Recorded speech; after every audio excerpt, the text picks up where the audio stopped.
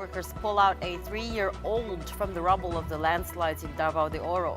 Authorities race against time to search for more survivors.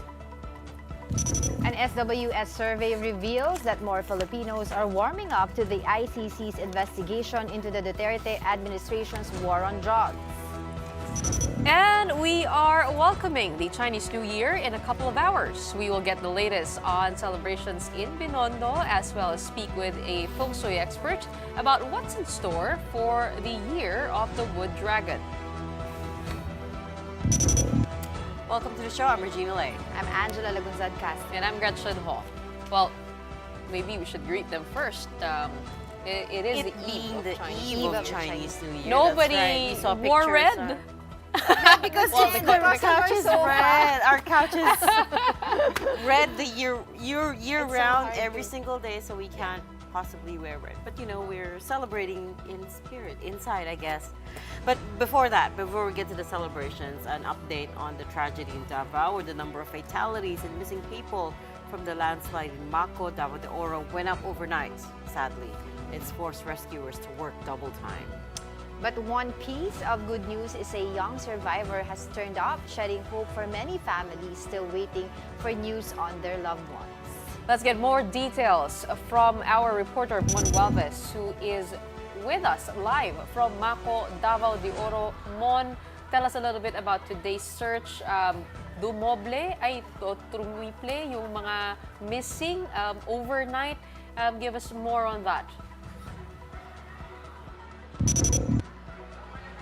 Regina, Angela, Gretchen, authorities were supposed to wrap up the search and rescue operations last night, but because of a miracle rescue, they've decided to extend the search and rescue operations for 2 more days or until Saturday, and after which they will shift to the retrieval operations, in which it will be needing much heavier equipment.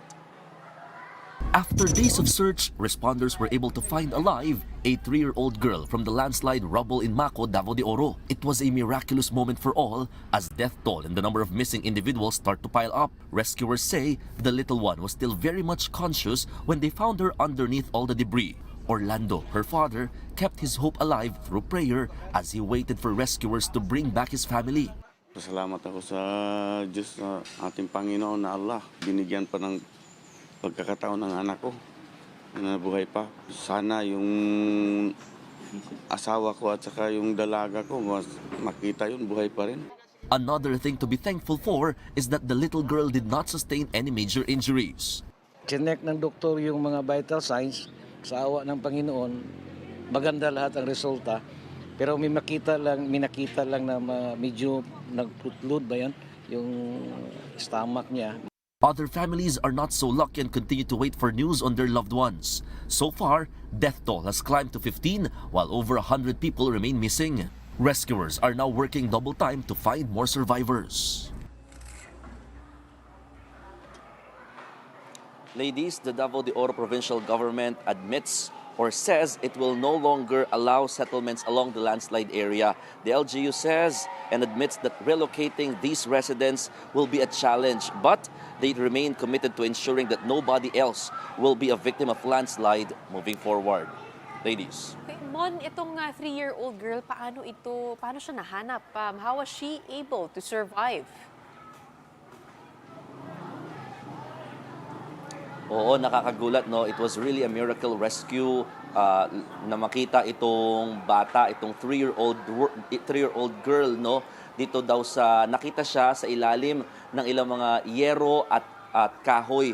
And luckily, meron din kasing working dog ang Philippine Coast Guard. Ito yung si Apa, isa siyang mixed breed ng Aspin and Golden Retriever na kasama na rin ng mga rescuers na umiikot dito sa mismong ground zero para tumulong na mahanap yung ilang mga bodies na maaaring natabunan nga dito sa naturang landslide. And with the help of APA, they got the chance to see itong area kung saan nandoon itong little girl, no? At ang sinasabi, kwento ng mga rescuers, nandun lang siya sa gilid, no? Just to give you a picture, yung mga yero at saka yung kahoy might be located siya na parang nakadiagonal, no? Kaya talaga nagkaroon ng space yung little kid doon sa isang sulok.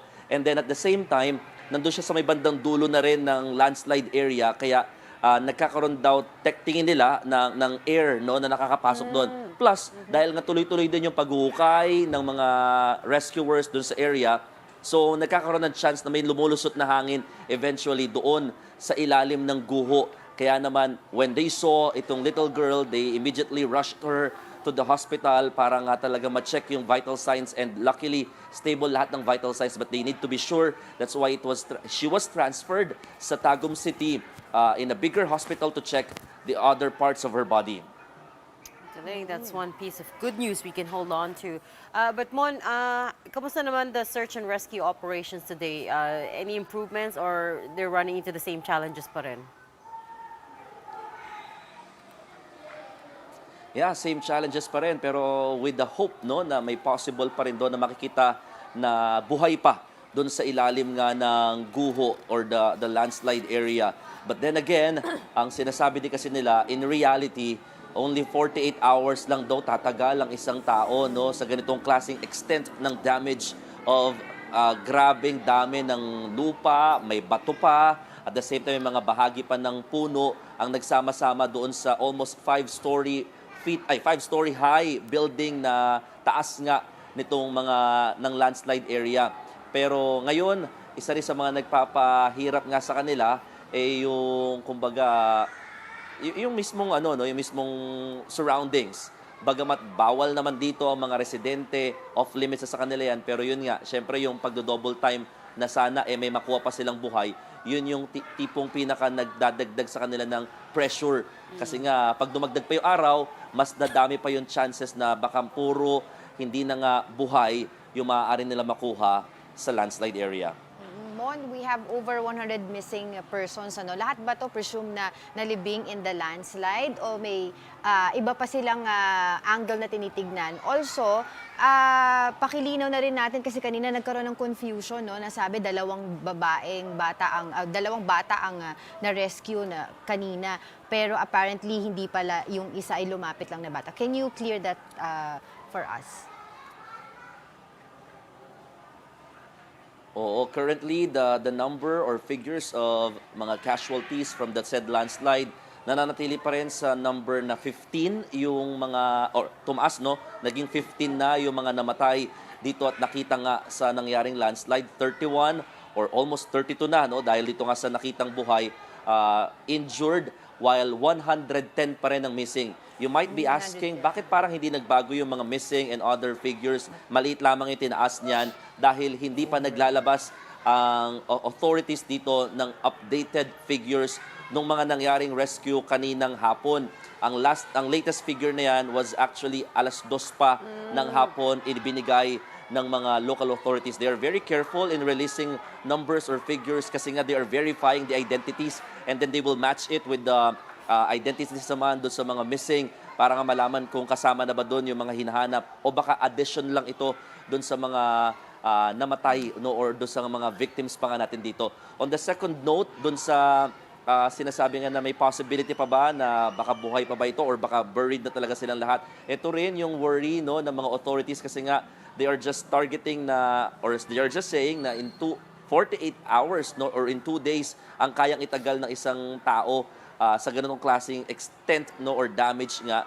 Kaya naman they are worried na baka after Saturday, which is additional 2 days pa ulit yon, 4 days na yon technically, baka mahirapan na nga doon na makakuha pa ng buhay dito. Pero ayaw nilang alisin yung pag-asa dahil marami pa ring mga kaanak ang pabalik-balik sa lugar and hoping na makakakuha pa ng buhay dito nga sa nangyaring guho. Lumalapit sila sa area, meaning doon sa allowed lamang sa kanila. And this is actually 2 kilometers away doon sa ground zero. On the third note, about doon sa another person, no, na sinasabi kanila na kasama ring naligtas na buhay, it is actually being clarified by the Philippine Red Cross kasi initially, aside from the 3-year-old girl, meron daw 2-month-old boy na kasama ring nakita doon sa ilalim nga ng guho or ng landslide area. But then, hindi po totoo, or it was clarified that the 2-month-old boy was actually being asked lang by his father sa Philippine Red Cross ng assistance because he is suffering from diarrhea. Okay, Mon, yung 100 persons, more than 100 persons missing, this is a huge number, eclipsing the past landslides. Do you have a count of the actual number of people staying in the community near the mining area, that yung landslide-prone area? Meron ba tayong eksaktong bilang? May census ba? So we have an idea, ilang percent nung community ang nawawala? Actually, in terms of percentage, hindi sila makapagbigay din talaga, Gretchen, no? Pero ngayon, ang mga nasa evacuation centers are nasa around 1,200 families with almost or with more than 5,000 individuals. At ang sinasabi nila, maaaring mga mahigit nga daw pa na 200, no, ang kanilang pinangangambahan na kasama doon sa mga nawawala. Pero ayaw nilang kumbaga i-indicate talaga or insist that number. That's why maingat nga ang mga authorities. So yung kanilang nilalabas lamang na figures are numbers na verified or talagang nagbigay ng pagkakakilala or identity yung kanilang mga kaanak dito nga sa nangyaring landslide. So technically, if we're going to kumbaga at least relate dun sa figures, lalabas na more than 100 lamang out of or in addition dun sa 1,200. So around sabihin natin mga nasa 5,300 individuals, no, from 5,200 na binabanggit natin kanina. I mean, nakikita tayo, Mon, na reports that DENR has allowed the Apex Mining Corporation to continue its operations if they see fit. Can you verify this? Pinayagan ba sila mag-continue kasabay ng search and rescue operations?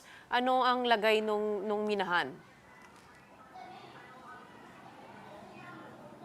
Yes, we don't have the exact, at least, statement from the authorities regarding that one. But then again, we have asked some people regarding the operations of the Apex Mining here in Mako, Davao de Oro. And they are saying na, yeah, meron pa rin doon tuloy-tuloy na operations itong Apex Mining. Hindi naman sila sinuspend dahil nga ang sinasabi, the area where the landslide that happened, talagang malayo naman doon sa area ng mining itself, no? So hindi daw ito related talaga at all doon sa nangyaring ang accident or doon sa nangyaring ang incident na marami nga yung mga natabunan na community dito sa area. So we will at least ask the authorities about that one, pero if there is an operation of the Apex Mining, it might be limited because most of their people are helping dun sa search, rescue, and retrieval operations. And then at the same time, some of them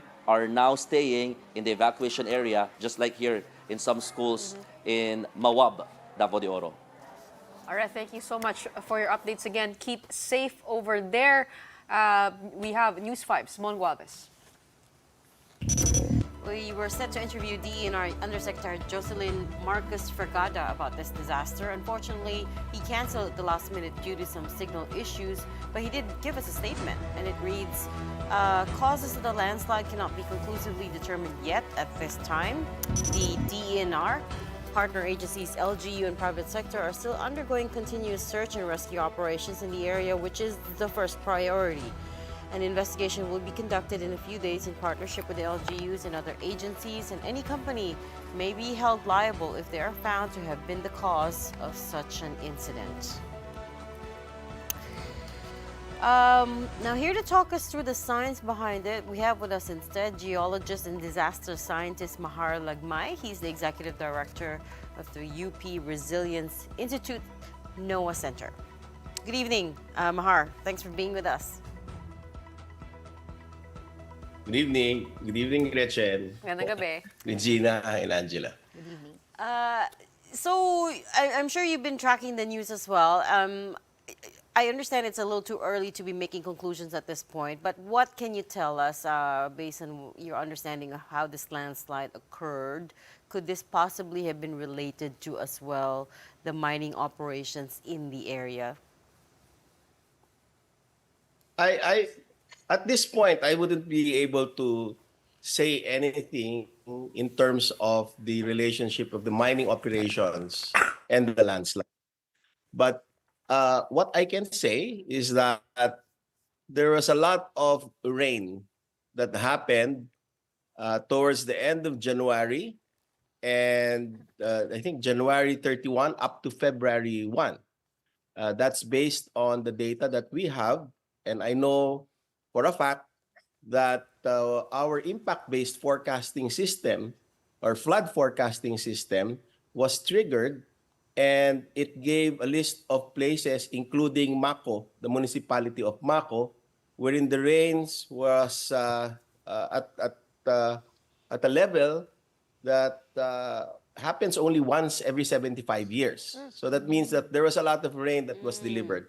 Of course, the landslide happened February 6. That was several days after the floods happened. Big floods happened in the Davao area. But that's normal. It soaked the ground and made it loosen the materials and eventually transformed into a landslide. So that's all that I can say as of this moment. Okay, talk to us about the topography of this area. Why exactly is it landslide prone? Well, first, if you look at the topography, there are a lot of steep slopes. And that kind of slope is favorable for the occurrence of landslides. When we have mountains and gravity pulls those mountains downslope, there would eventually be a trigger that would cause the collapse of those unstable slopes. So the steeper the slopes are, and if there's a trigger, like the heavy rainfall, even though there was a delay, that would cause that landslide to happen. Yeah. I was wondering if moving forward, is there any way to rehabilitate the area pa, sir? Excuse me? What was the question? I was wondering if there's any way to rehabilitate the area after what happened. Well, it's quite forested. Although what I know is that there was a landslide that happened there, exactly the same place. Yes. I believe it was in 2008, where there were also deaths, not as many as now. But that is well known. When a landslide happens in a particular place, it can happen, a landslide can happen again in that same place. So that's from the global database of landslides. Okay, Prof, If the question is leading towards resettlement in that area, I would not advise that because I'm sure that landslides will happen there again. Prof, kwentuhan mo kami tungkol doon sa type of soil. Kasi pag tinitingnan natin, mukhang malambot yung lupa. Is that a natural thing for the area? For our viewers, of course, who are afraid to be near these kinds of areas, what should they avoid? And is that natural or is that man-made? The type of soil that they have. yung steep slopes na nakita ko, no? I think it's natural. Yung topography na yan. And it's quite well vegetated. If you look at I sent some slides to your team, and if you would look at the forest cover there, it's quite intact. And those slopes cannot be man-made. I'm sure that those mountains are natural, and they have been there for some time. But from time to time, when there's a trigger like a heavy rainfall, the unstable slopes there in that mountain may be further aggravated by faults in the area that made it further unstable or more unstable. Eventually was triggered to collapse because of the heavy rainfall that occurred a few days earlier. And in fact, this is the third major landslide incident in Mako, Davao de Oro, and you yourself just said that It's the third. Okay. Yeah, you yourself said that you expect it to happen again. So maybe the bigger question here is it really fit for human habitation? Oh, that particular place is not fit for habitation. Definitely, because it's at the base of a mountain drainage network. If you look at those slopes, there's some kind of gully And maybe it's a creek during dry periods, but when there's heavy rainfall, a lot of water rushes down those slopes. And at the base of that gully, debris will accumulate. So if there are settlements there, there might be debris flows, a type of landslide that can happen. The slopes, as you can see, are unstable and eventually collapse. So I would not advise for settlement to be there. The hazard maps actually show that those places are highly prone to landslides. Bukod dun sa settlements, dun sa community na nandoon, meron din kasi doon parang waiting area ng mga mining workers. So yung jeep daw nila nandoon kasi pauwi na. Eh, maski yun, bawal? Kung titingnan natin, ano, Iba naman paano- kasi yung habitation. Gretchen, iba yung natutulog ka at iba yung dinadaanan mo at ginagawa mong parking lot, no? So, pag sinabi kong hindi maganda sa settlement, it refers to doon ka matutulog, may permanent residence doon. Kung parking area, I guess it's okay kasi the landslides don't happen every day. Ang landslides, nangyayari yan, natitrigger yan kapag merong trigger nga na katulad ng lindol o kaya ng masamang pag-ulan, na madaming ulan na will soak the ground, loosen it, and eventually trigger those steep slopes to experience a landslide. Because we do know this is still a mining area. Is there a systematic way to be able to predict landslides that will happen again? As you mentioned, you have yung meron kayong parang signal dun sa flood level. Meron bang systematic way of evacuating from the area that would be safe for the workers in the future? Well, that's a difficult question to answer, no? Pero merong dalawang paraan, no? First is alamin muna if the slopes or the mountain is prone to a landslide. So kung pwede ba siya magka-landslide. Lahat ng mga mountains, especially if they are steep, katulad ng tinayo mong kastilyong buhangin sa may baybay dagat, no? Lahat 'yon unstable, katulad ng mga bundok natin. Pero they remain standing until there's rainfall that comes in that gets that castle, sand castle, to collapse. Ganon din ang mga bundok, no? So meron silang tinatawag na intensity duration ng rainfall that will trigger a landslide to happen. Ayun, so pag nag-aaralan yon, yung dalawa, kung unstable ba yung slopes at kapag may ulan ba na malakas, ganong kalakas yung ulan na yon, at pag alam mo yung threshold na yon, alam mo na maaari na magkaroon ng landslide.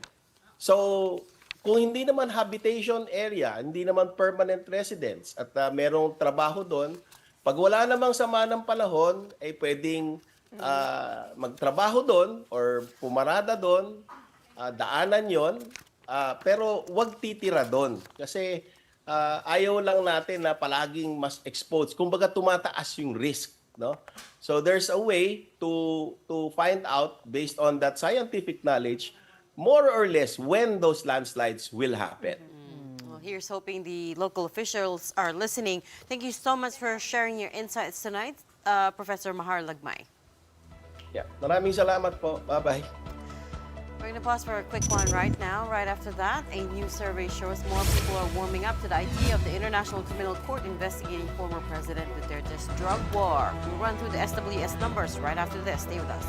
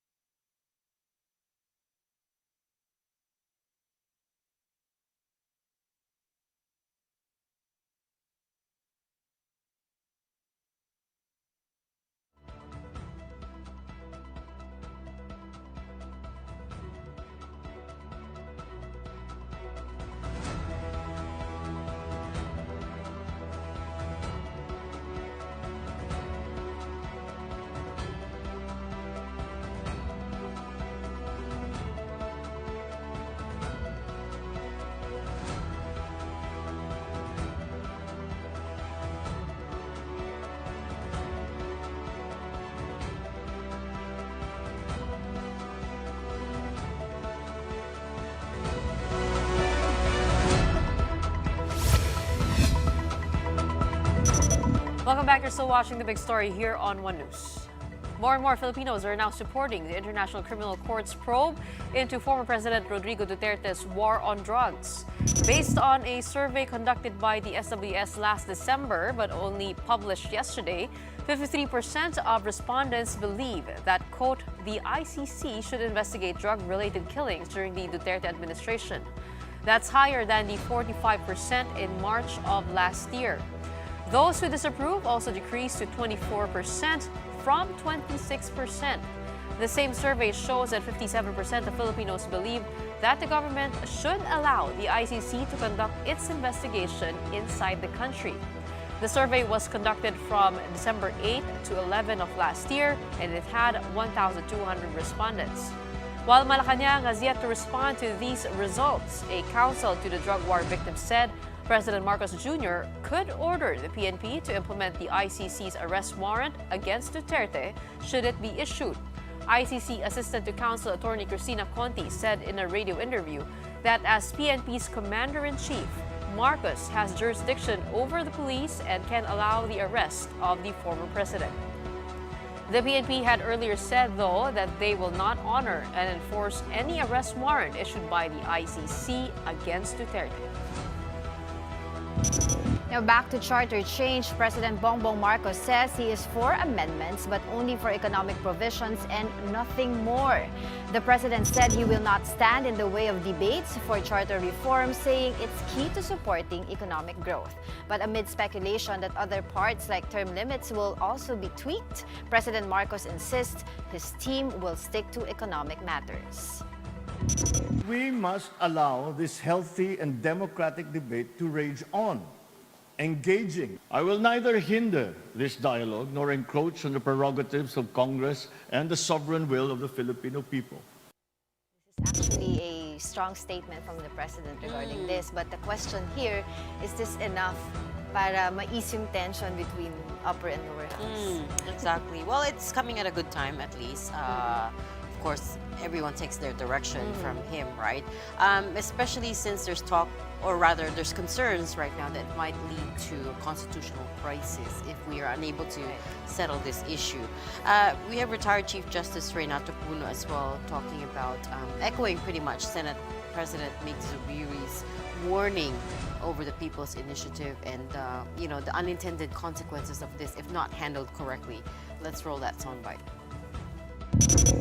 Today, we see a lot of pushing and pulling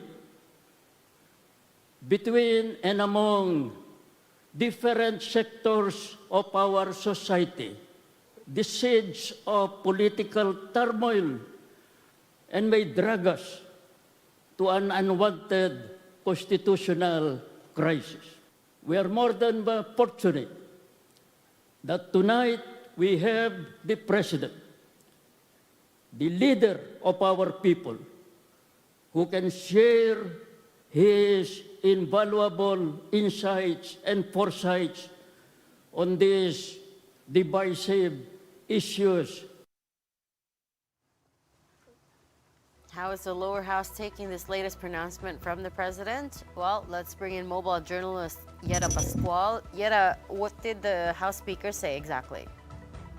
Reg, House Speaker Martin Romualdez welcomes these pronouncements from the president. He insists that House lawmakers only want to touch on economic provisions, similar to what the president wants, with the Senate tackling the resolution of both houses number 6 and other concerns in relation to charter change.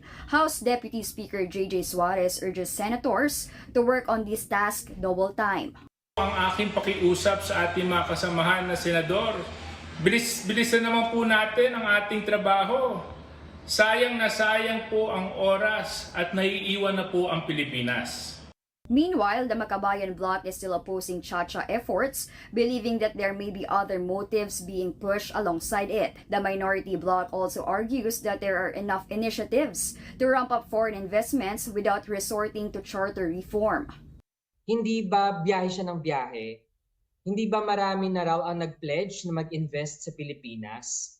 Tanong natin, sinong mga dayuhang kumpanya at gobyerno ba yan na nagsabi na dapat baguhin ang konstitusyon natin para makapagpapasok sila ng foreign investments? Reg, the Makabayan bloc, says lawmakers are better off focusing on issues like the rising prices of commodities and fuel instead of debating charter change. Reg? Thanks for that update, Yeda Pascual. Now, President Bongbong Marcos has also spoken up about former President Duterte's call for Mindanao secession. Listen to this. I strongly appeal to all concerned to stop this call for a separate Mindanao. It is a grave violation of the Constitution. Hindi ito ang bagong Pilipinas na ating hinuhubog. Bagkus, ito ay pagwasak mismo sa ating bansang Pilipinas. The president even said that officials in the region are against the split, and one of them being Maguindanao Governor by Mariam Sangki Mangundadatu, who says Duterte's secession is ill-timed and that this move will make it harder for Mindanao to progress. But President Duterte doubled down on his call for an independent Mindanao. Let's get the details from Marlene Alcaide. Marlene, go ahead. Yes, Angela, former President Duterte is confused over what he described as a knee-jerk reaction on the part of some military and government officials over his suggestion for Mindanao to secede from the Philippines. In a radio interview, the president even blasted those who criticized his suggestion. Yun ang hindi naintindihan ng mga sa kanila na lang, tira-tira na sedition. The former president made these remarks after Camiguin Governor Xavier Jesus Romualdo and his father, Congressman Jordin Jesus Romualdo, said that he and Davao del Norte Representative Pantaleon Alvarez should be held liable for sedition. Duterte clarified that he is only pushing for a legal process of secession and that he is not calling for war. Is a legal process that will be brought to the United Nations. Kagaya ng Timor-Leste. When asked about those who are opposing the secession in Mindanao, sabi ng tatlong cabinet members nyo, illegal, against the Constitution. No, it's not under the Constitution. It is outside the Constitution because magsisid ka na. It is based on the right of the free will of determination of the people. Duterte also clarified that he is not pushing for Marcos's ouster. The former president says he is only against talks on charter change. I am not for the ouster of Marcos. Huwag natin tanggalin dyan because that is the free will of the people. Ano ko kay Marcos? Yun lang naman, tsa-tsa. Kaya kita yung, sabi ko, yung kinabukasan pagkatapos ng rally, wala nang ingay. Tumahimik na rin ako.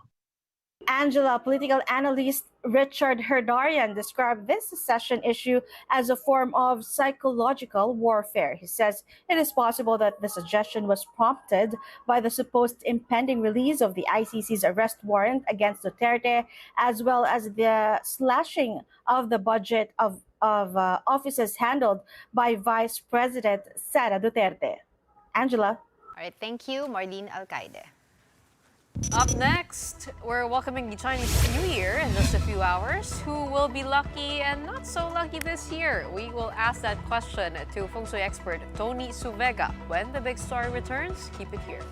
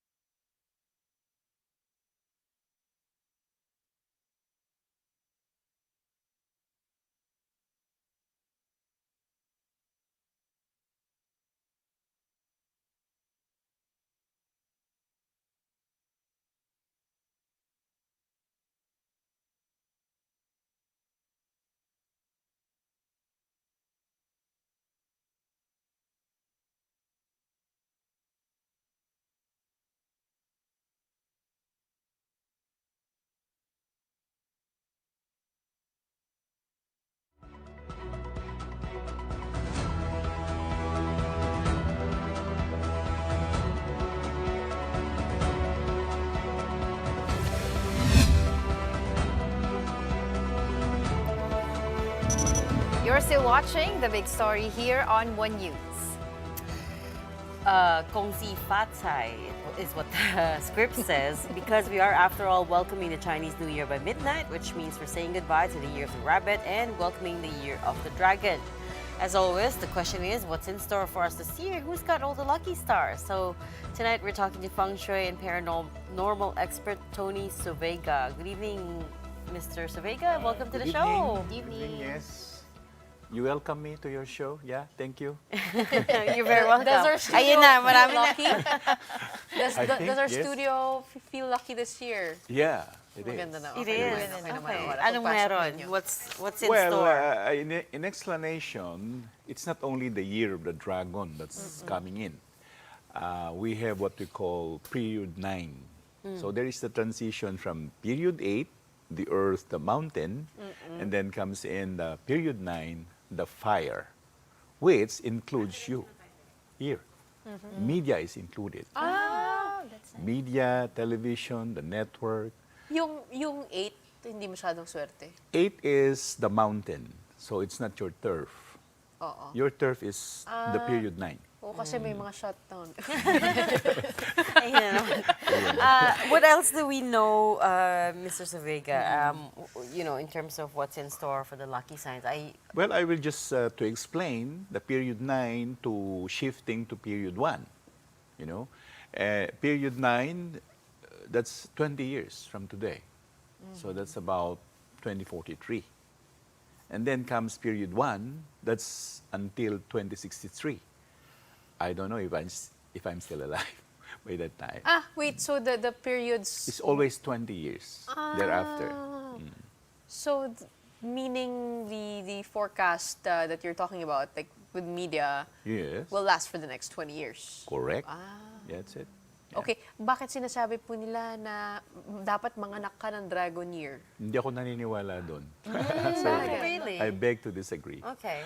Well, may mga kapaliwanag kami na ginawa ni Emperador Sia nung nagkakagulo na yung mga Feng Shui expert na yan. Pinamiting ni Emperador Sia ang mga Feng Shui expert, ito gagawin natin. So naisulat yung I Ching, the Book of Changes. And the Book of Changes is telling about, for example, this Year of the Rabbit, we call it Charen. So Charen is family, dynasty, something you give to your group, to your friends. While the dragon is not. The dragon is Kuei.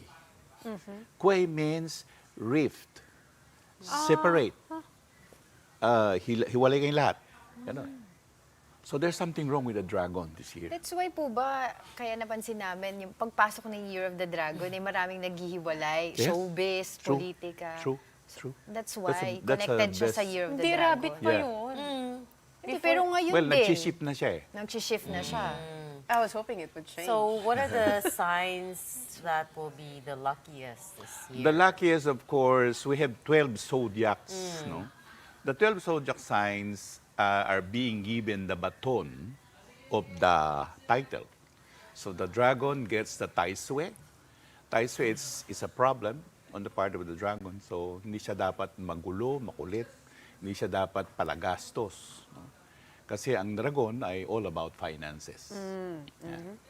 And then comes in the snake. Snake is one of the best zodiac for the time. Kasi last year, nasa kanya yung tawag namin ay 3 killings, the Sun Meng. Whereas this time, nasa kanya ang Taiyang. So ang mga snake, arangkada. Marami silang project, may pera, etc. etc. At kasama na nga yung tawag natin ay fire industry.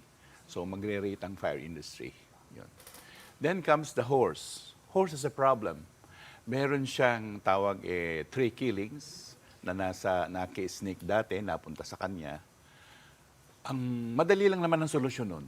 Ang solusyon ay cross a body of water. And then the negative energies comes out of you. What does that mean to cross a body? You have to swim across a body of water? No, or? no, not swim. You get on the Boat. boat, ship, or Pwedeng lakarin, ferry. pwedeng maglakad across the river. Yeah, Ganon. pwede. Kahit No. anong body. You go to the water. So there is a vehicle. So the boat, the ship, something like that.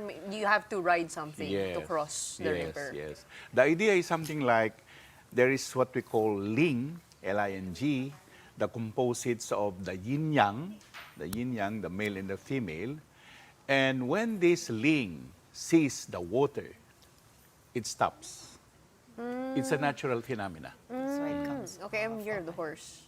Year of the Horse, well, I would suggest you to go to Corregidor and then cross, go somewhere. Okay. Or somewhere in MOA, go to Rosario, Cavite. Swim across the Pasig streets. River, pwede. Pasig River, yes. Swim across the Mas channel. malapit. Pasig River. Pasig River from Makati to Escolta. Mas malapit-lapit pag wala Yeah. kang time. Paano pag, what about rat? Malayo pa tayo sa rat. Malayo pa. Pag ganun pa Sige, tayo. punta muna tayo. So, After the the horse. horse comes in the goat or the sheep. Sheep is one of the luckiest zodiac because, as a matter of fact, she has or he has two lucky stars. One is fame and fortune star, and the other one is, we call it tayin. Tayin means that tanggap ka lang ng tanggap. Walang effort. Tinanggap mo lang. Yun. Tapos si Monkey comes in, nasa kanya yung leader ng Guan, o Guan Fu na sinasabi. Ang problema lang ni Monkey, siya ang taya, siya ang balagong, siya gagastos. Yun na lang ang problema niya. Pero the rest, kung kasundo niya si Dragon, kasundo niya ni Monkey, very good. Very good. Kung may problema ang horse, ang kasundo niya ay yung monkey. Yun. And then comes in the rooster, which is our president is a rooster. Ano siya? Fire rooster.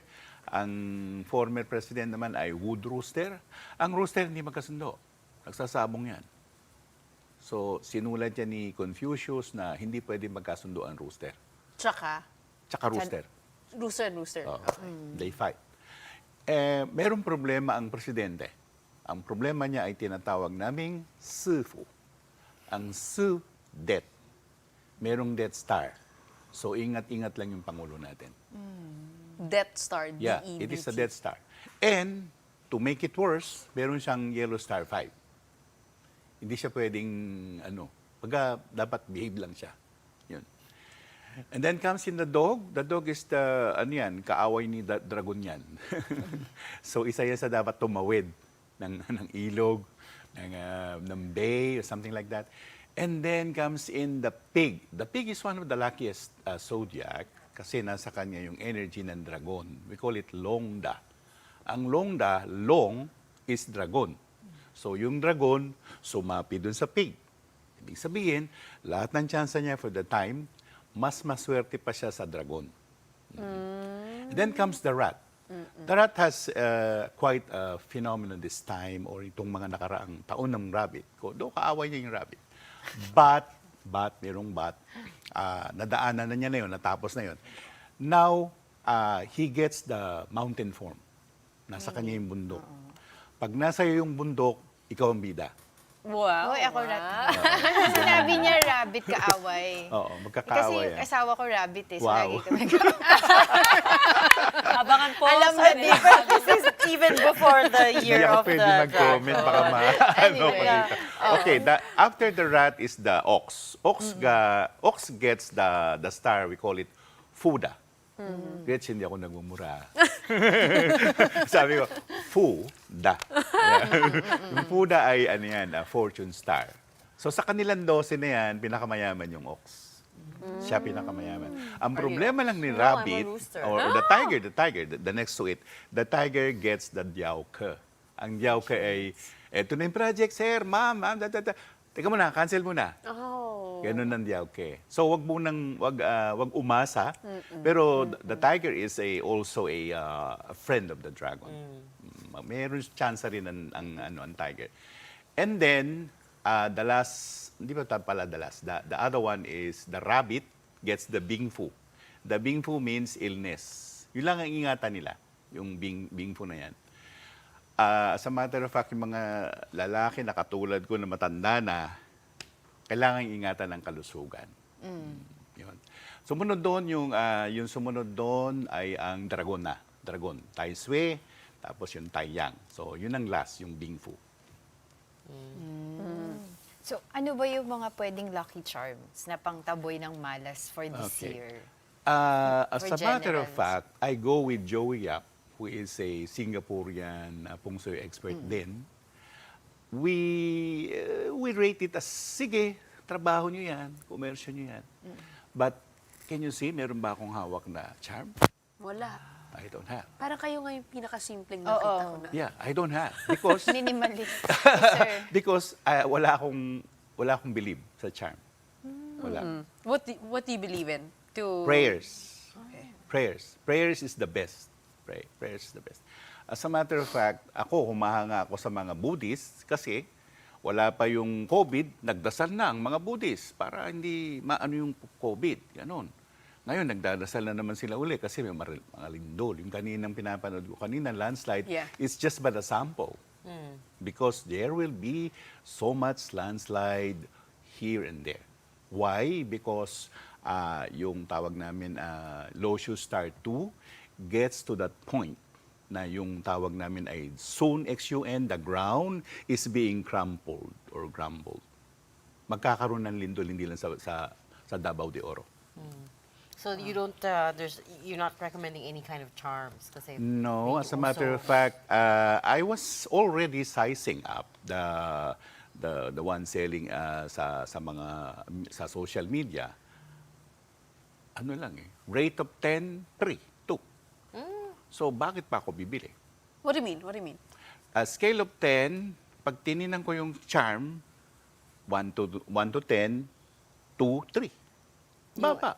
Ba't ka pa bibili ng charm kung hindi naman siya i-epekto sa'yo? Yung Mababang effectivity, pagtaboy. yung power ng charms. I think it's quite a unique mix that you have. Like the paranormal world and the feng shui world. Because I'm seeing energies. Ah. I see energies and I can talk to them literally. Literally. What do you mean? How do you see energies? Because they speak another language. And what is the energy of the Philippines? The Philippines per se is coming with what we call the energy of, we call it the friendly energy. The friendly energy. Well, it is also a camaraderie energy. So much fighting, pero nakakasundo pa rin naman Diba? Hindi naman nag-aaway talaga. So, all's well that ends well. Yes, Sa kaduruduruhan ng araw, Magkaibigan pa rin. Oo, at the end of the day. Oo. At saka ang enerhiya ng bayan natin anong ginagawa nung anghel ng Pilipinas? Nakikialam din yan. Hindi naman siya intimidated. Your final advice for our audiences in approaching the Chinese New Year's Eve tonight? Tonight, it will happen about 11:20 p.m. Then the dragon comes in. I would like you to wear red. Okay. It's red. Dapat maka-red ka para handa mo yung dragon. Yun lang. Wala na iba. Yun lang. Okay. And give out Thank you for ang all pao. your tips. Give out ang pao. Yeah. Tama. Thanks Did for you all bring your us tips. ampaw? And joining us tonight, Wala kang Tony ampaw. Suvega, Nasa Feng bag ko. Shui expert. Maraming salamat po, Mr. Tony Suvega. And again, as we mentioned, the Chinese New Year is upon us. Let's check in on celebrations on the ground from Camille Samonte, who is with us live from the oldest Chinatown in the world, Binondo, Manila. Camille, how are celebrations coming over there?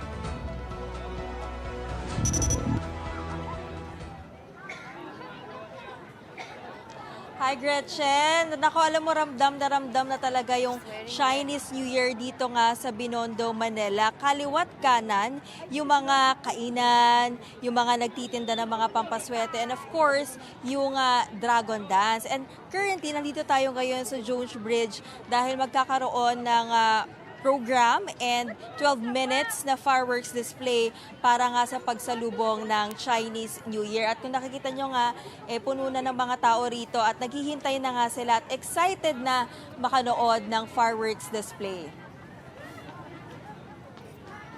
Okay, Camille, ano naman yung siguro kasi pag Chinese New Year, sanay tayo sa tikoy, hopya. Ano ba yung mga sikat dyan na binebenta ngayon at dinadayo ng mga kapatid natin?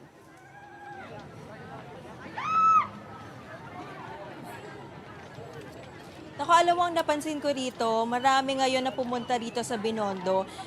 Hindi naman sila naniniwala dyan sa mga pampaswerte, no? Pero mostly ay nag-food trip. Pero sikat pa rin, of course, yung tikoy at syempre yung mga dimsum, yung mga xiaolong bao, yan yung mga dinarayo talaga dito. At ang hahaba ng pila, no? So, it's really a mix of food trip.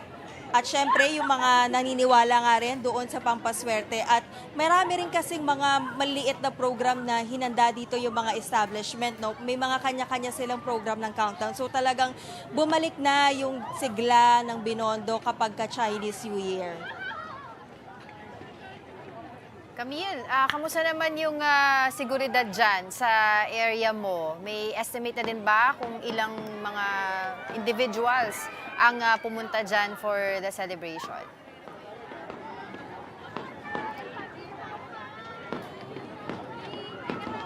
Angela, so far wala pa tayong crowd estimate from the Manila Police. But so far, bawat kanto may mga police na naka-standby to make sure nga na secured. Lalo na nga sobrang siksikan yung mga tao. Lalo na sa Umping Street talagang dikit-dikit na yung mga tao. Tapos patuloy rin yung pagpapaalala ng mga police authorities na i-secure yung kanilang mga gamit para nga hindi manakawan. Dahil of course, kahit na may celebration, sumasabay din yung mga nagtitake advantage na mga kapatid natin, no? Baka mabiktima pa. What can we expect from the countdown? I've actually hosted in that area. Usually, meron dyan mga kumakanta, may nagpo-perform. What to expect for this year's Chinese New Year celebration?